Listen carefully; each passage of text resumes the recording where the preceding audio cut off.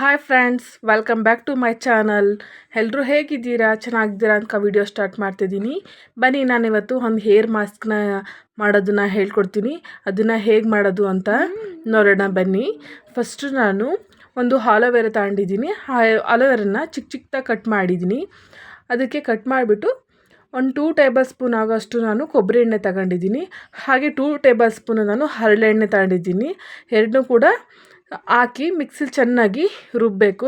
ನೈಸಾಗಿ ರುಬ್ಬಬೇಕು, ಇಲ್ಲ ಅಂಥದ್ದು ತರ್ತರಿಯಾಗಿ ರುಬ್ಬಿದ್ರೆ ಅದು ಡಸ್ಟೆಲ್ಲ ಹಾಗೆ ಉಳ್ಕೊಳ್ಳುತ್ತೆ ತಲೆ ಕೂದಲಲ್ಲಿ. ನಾವು ಇದನ್ನು ಹೇರ್ಗೆ ಅಪ್ಲೈ ಮಾಡೋದ್ರಿಂದ ನಮ್ಮ ತಲೆ ಕೂದಲಲ್ಲಿರೋ ಅಂಥ ಡ್ಯಾಂಡ್ರಫ್ ಎಲ್ಲ ಹೋಗುತ್ತೆ. ಹಾಗೆ ಕೂದಲು ಸಾಫ್ಟ್ ಆಗುತ್ತೆ, ತುಂಬ ಚೆನ್ನಾಗಾಗುತ್ತೆ. ನಾವು ಇದನ್ನು ವಾರದಲ್ಲಿ 2 ದಿನ ಹಾಕೋದ್ರಿಂದ ನಮ್ಮ ಕೂದಲು ಒಂದು ಮಂತ್ ಅಷ್ಟರಲ್ಲೆಲ್ಲ ತುಂಬ ಚೆನ್ನಾಗಾಗುತ್ತೆ. ಹೇರ್ ಫಾಲ್ ಎಲ್ಲ ಕಂಟ್ರೋಲ್ ಆಗುತ್ತೆ. ಇದನ್ನು ನೀವು ಕೂಡ ಮನೇಲಿ ಒಂದಿನ ಟ್ರೈ ಮಾಡಿ, ತುಂಬ ಚೆನ್ನಾಗಿರುತ್ತೆ.